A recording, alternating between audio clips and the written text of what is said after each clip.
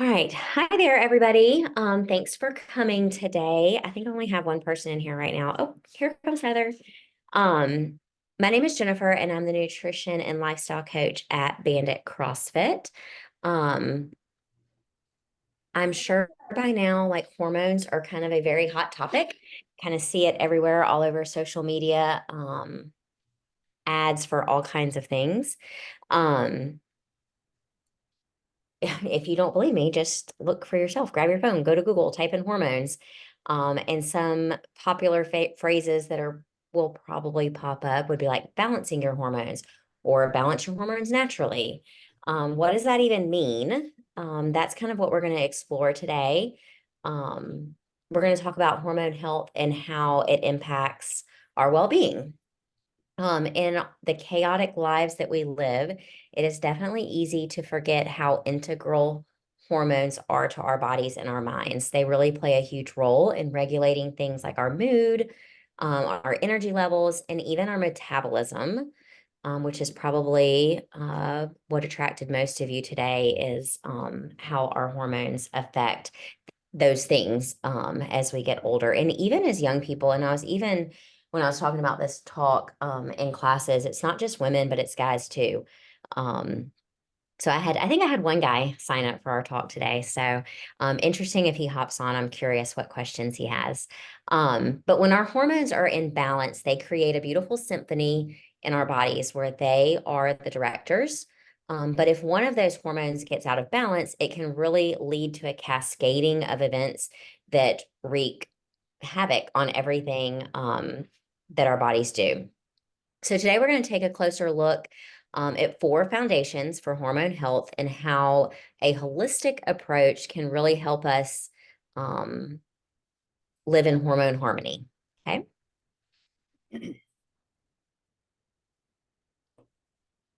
At Bandit CrossFit, we are partnered with Healthy Steps Nutrition to help support our clients using a framework that has been guided, tested, and proven. And we also believe that something as fundamental as nutrition shouldn't be complicated, right? Because we all have to eat. So we focus on a very simple habit-based approach. Um, we know that becoming the best and healthiest version of yourself isn't just about what you eat or just going to the gym a few hours a week. We really try to focus on a holistic approach that addresses nutrition, our stress management, our mindset, support system, and lifestyle. All of those things working together, kind of just like our hormones, all working together creates a beautiful outcome, right? Healthy Steps Nutrition is a gym in nutrition services. They're based in somewhere near Miami, like Deerfield Beach. But anyhow, they have helped about 45,000 people all around the world to take control of their health. These are just some of their incredible stories. I talked earlier about nutrition being simple, but that doesn't mean that it's easy, right? Sometimes it seems very far from easy. There's a lot of misinformation out there regarding the best diets and the best foods and the best exercise programs.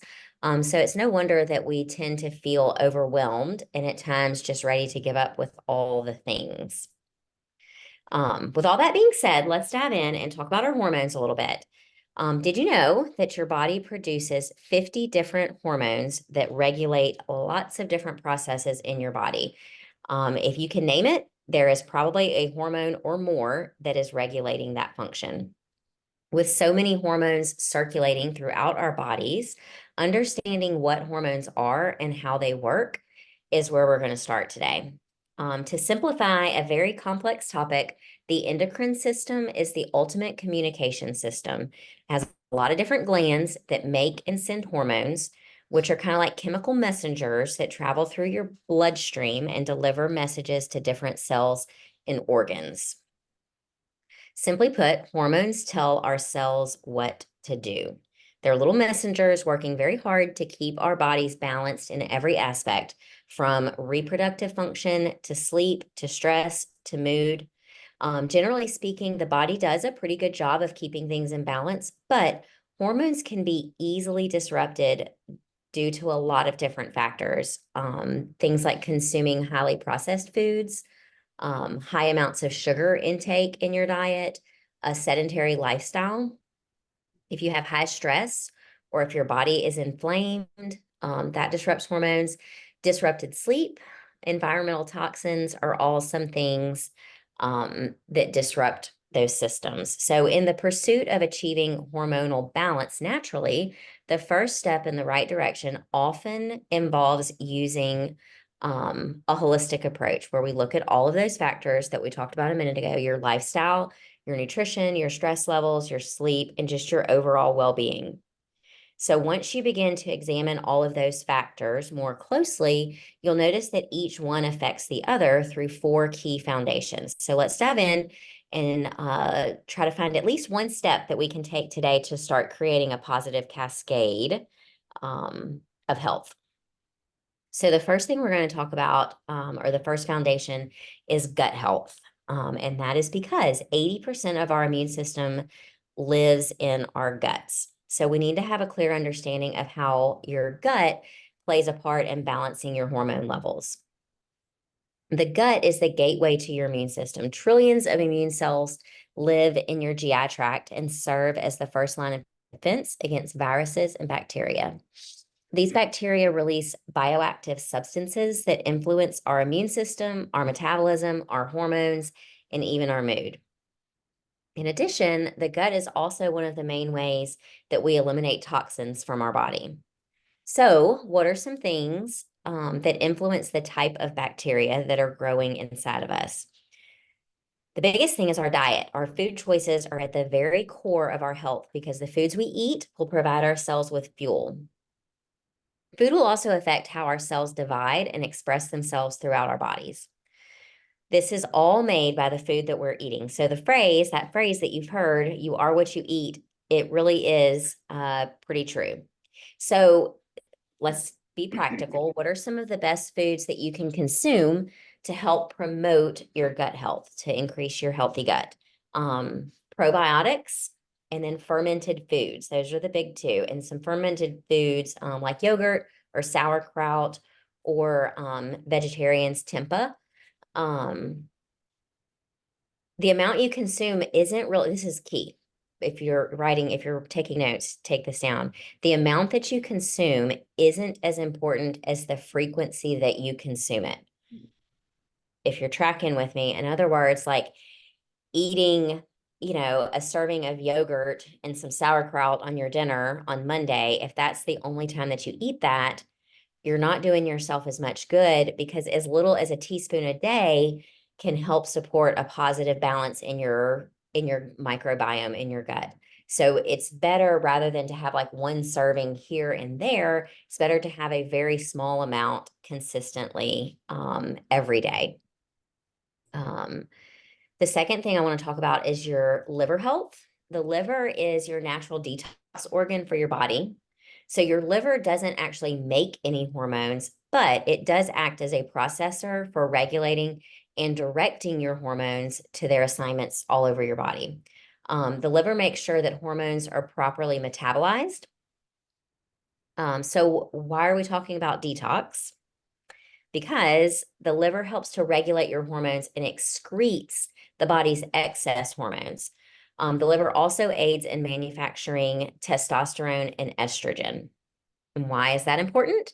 Because if your liver is unable to be efficient because it's bogged down by excess hormones and unable to process as quickly, it can create hormonal imbalances. So what are some things that are affecting your liver health and how can you make changes today? The biggest thing is by reducing alcohol intake, which allows for a more streamlined pathway, and our liver's not working too hard to try to process and detox other things. Also, reducing the amount of plastics that you consume as you reheat your food. If you're reheating your food or heating food up in plastic or on plastic, plastics contain ingredients like BPA and phthalates they imitate estrogen. So when we heat up our food and we take those in, our body is thinking that it has more estrogen than it actually has. So a tip is just to use a glass container to help eliminate the excess buildup of estrogen. Thirdly, let's talk about blood sugar. Constant ebbs and flows in your blood sugar are normal and natural, but you want to try to keep your blood sugar as stable as possible, to not create havoc on your adrenal glands due to unnecessary stress. So, insulin is a hormone that helps with the uptake of glucose to be used as energy from carbohydrates that we consume in our diet. By reducing excess blood sugar, by reducing those spikes, um, in insulin secretion into the body, you can avoid storing up glucose that gets stored as fat that ends up around your abdomen, in your abdomen. That if you've ever seen like those surgery shows and the fat that's like really yellow, that's what we're talking about here, because that creates further hormonal imbalances. So I've got a few tips to help keep your blood sugar balanced throughout the day and to help avoid those big spikes. Pairing protein with every meal and snack, going for a 15-minute walk after your meals, consuming low glycemic index carbs, which that just means checking how high or how low is the food that you're eating on the glycemic index, meaning if it's higher on the glycemic index, it has more sugar in it, and if it's lower, then it has less sugar. And then minimizing added sugar from foods and beverages. So checking the sugar content if you're drinking or eating something that comes from a package. And then also trying to eat every 3 to 4 hours. The further you go without food, when you put food in, the higher your blood sugar spikes. So if we're keeping it consistent, our meals throughout the day, then your blood sugar is going to stay a little bit more level. So try implementing some of these action steps in the long term will help balance your blood sugar. Then I've got one more for you today. I want to talk about inflammation. I have a whole talk on inflammation. If you want to look back on Bandit CrossFit's website under the blogs, that's where I have all these post talks, but I have a whole talk on just inflammation. But inflammation is key to hormone health, and understanding what foods your body has trouble processing and limiting those foods will help you fight inflammation. So this avoiding and significantly reducing foods such as processed meats, sugar sweetened beverages, and foods that are high in salt and trans fat, which will also help decrease overall inflammation. Also, a good idea to be shooting for 20 or more different produces each week, fruits and vegetables, to help provide your body with nutrients that help fight off inflammation. Those foods have polyphenols that contain antioxidants, and antioxidants combat inflammation. So if you know that you don't feel good after you eat such and such food, really trying to eliminate that and have it sparingly, and then trying to increase your diet with more natural foods, produce, fruits, vegetables, leafy greens, all those kind of things, because they have those good antioxidants in them. So I've got the top 5 inflammation fighting foods that you want to be trying to have weekly is berries, all berries, blueberries, blackberries, strawberries, all are good. Leafy greens like broccoli and spinach, of course, kale, also good. Anything, the darker the green, the better. And then fatty fish that are wild caught, that's key. Things like salmon. And then turmeric as a seasoning. I know a lot of people take that as a capsule, but the best way to get it is in your food. And then also tomatoes have a very high content of antioxidants in it. So even low levels of inflammation can disrupt hormones. So it's super important to try to eat a very wide variety of those antioxidant foods to help keep your inflammation low. I never do one of these talks without going over our core principles. So we want to be focusing on whole foods first. It's essential to start, we've already talked about a holistic approach. Start choosing whole food options and less processed foods that are packed with sodium, fat, and sugar, and all kind of other things that we typically can't even pronounce when we're looking at boxes.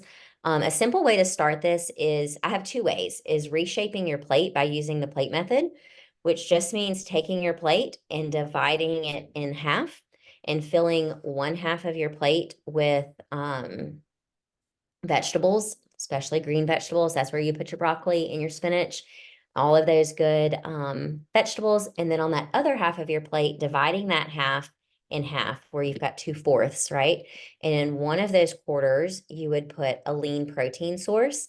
And in the other quarter, you would put your starchy carbs, which would be things like grains or starchy carbohydrates like things like potatoes or rice, your squashes, trying to think, those kinds of things. That's and even like your higher sugar, like fruits, like bananas or something like that could go there. And then the second way to make sure that you're focusing on whole foods first is shopping the perimeter of your grocery store, right? So when you come in your grocery store, typically you've got your fruits and your vegetables right there. And so you want to load your cart with those because we're eating a lot of them during the week. And then you kind of move on to your dairies, and then, your meat is on the outside of the grocery store and we need our lean proteins. But if you think about it, the middle part, all those aisles in your grocery store are where you find all of the packaged and processed foods. So just trying to avoid those as much as possible. Secondly, focusing on a balance of macronutrients. Um, when I say balance, I'm talking about, like I talked about the plate method, so that gives you balance, but also when you eat snacks in between your meals, because right, I said we need to eat every 2 to 3 hours. So that means we can't just have 3 square meals a day. We've got to eat something in between. So we need some small snacks, but we want those to be balanced as well. And the way that we do that is making sure that we have a protein, a carbohydrate, and a fat source in those snacks. When you pair all of your meals and snacks with all three of those macronutrients, it'll help keep you fuller longer. And then thirdly, limiting the number of processed carbs and sugar, because we as Americans tend to have way too much sugar in our diet. The American Heart Association recommends no more than 6 teaspoons for women and 9 teaspoons for men. However, the average person consumes over 150 pounds of sugar per year, which is about 46 teaspoons a day, which 6 teaspoons is 24 grams. So 46 teaspoons is nearly double what we need to be having, right? So it's not surprising because sugar is super addicting and it feels like it's hidden in almost every food product that comes in a package. That's a lot of information, right? I hope by now, though, that you have, that this talk has given you kind of a simple and clearer picture on what factors are influencing your hormones. So looking back over today, the first thing that you can do is to kind of ask yourself, what am I doing now? And then secondly, what can I do to improve my hormone health?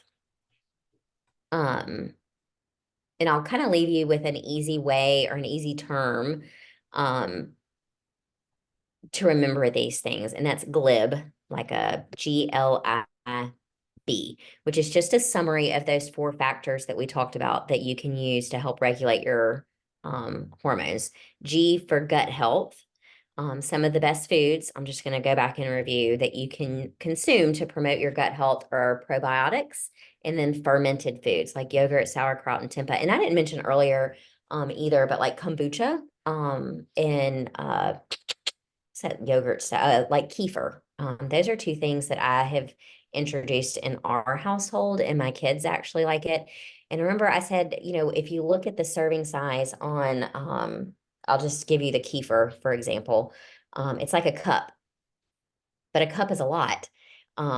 And you're going to be taking in like extra calories. So I'm going to just remind you that they said as little as a teaspoon or a tablespoon regularly, daily, right, is going to be more beneficial for you rather than having like 1 serving a week or every couple days or whatever.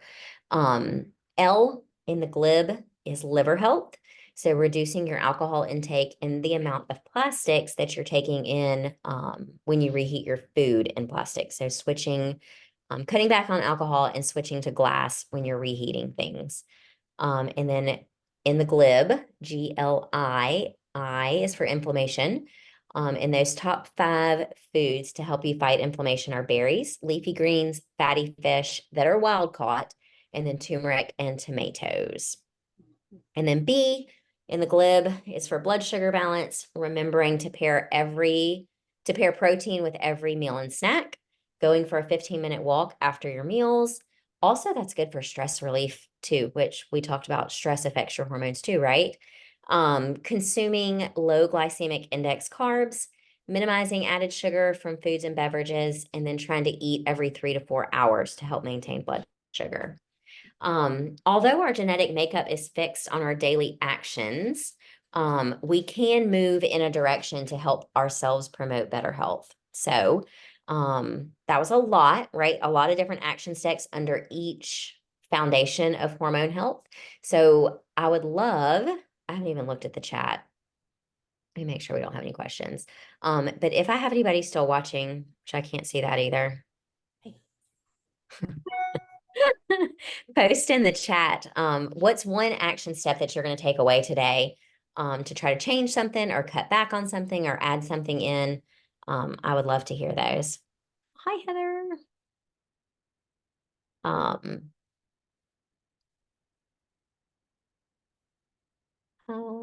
There are some other things. Some frequently asked questions are some things that came up from the questions that I asked in your emails after you registered. What causes hormonal imbalance? And that can be, caused by environmental changes or life stages. For our kids when they're going through puberty, as young women, as we are pregnant, and then as we're getting older in perimenopause and menopause. Some of the symptoms that to look out for are or that your hormones are changing or could be out of balance is irritability and fatigue, mood swings and depression, skin dryness and loss of elasticity, retaining water or weight gain, osteoporosis and joint pain, loss of interest in sex, insomnia and other sleep disorders, and then memory issues and having difficulty concentrating. So implementing some of the things that we talked about, if you're experiencing those, any of those side effects or those signs, hopefully you can start to turn some of those around by making some changes. So I just suggest like taking a list of all the things that we talked about today and one thing at a time. Week one, try one thing. If that goes really well and that becomes a habit, then go to the next thing and add that in. Never try to do too many things at one time because that's when we get discouraged and frustrated and it just seems like overwhelming. Another question is what other effects can diet have on your hormones? Our diet can increase or decrease your metabolism based on the way that we're eating. That's why balancing your food with protein, carbs, and fat is super important. And using that plate method automatically does it for you and sets you up. And eating every couple of hours also sets up your metabolism for success. So it supports a strong immune system. The more that we balance that gut microbiome, also can help to regulate your menstrual cycle. And then, of course, healthy reproduction for both guys and girls. And if you're eating well for your hormone, you're following these things, you should see a decrease in stress levels. We do have a nutrition program here at the gym. I think most of you that are on here right now are familiar with our nutrition program. But these are just a couple of my little clients that I've worked with over the years. Actually, I think all of these guys are just from a nutrition challenge that we did at the beginning of the year, but I'm always super proud of people. So I want to share their success. Also like to give you as much free information as I can because, things are expensive. Life is expensive right now. Groceries are expensive. Gas is expensive. But the dietitian that I work under produces this podcast, Nutrition Made Simple. So she gives away a lot of good tips and there's a lot of good stories out there and you can pick up a lot of good information. So that's there anywhere that you listen to a podcast, you can find it. And then if I can help you with anything, I would love to set up a free intro with you and you can just scan that there. Heather said she's going to focus on probiotics. I spell things wrong all the time, Heather, because my phone hates me. It's okay. But yeah, probiotics is good. And that's an easy thing that you can do. And you can get probiotics in you can take them in a pill. You can get some in your yogurt. And then also kefir has probiotics in it. So does kombucha. Any of those fermented foods is going to be giving you probiotics, and that's going to help balance your gut, which is what we want. Super helpful. Okay. I'm going to turn this off now so that when I send this to people, it's not super long. But thanks for joining, Heather. And I think I had Tracy on here for a little bit. So thanks a bunch. And I'll see you guys next month. Next month's topic is on protein. So it's a good talk because increasing protein as we get older is important too. All right, y'all have a great day.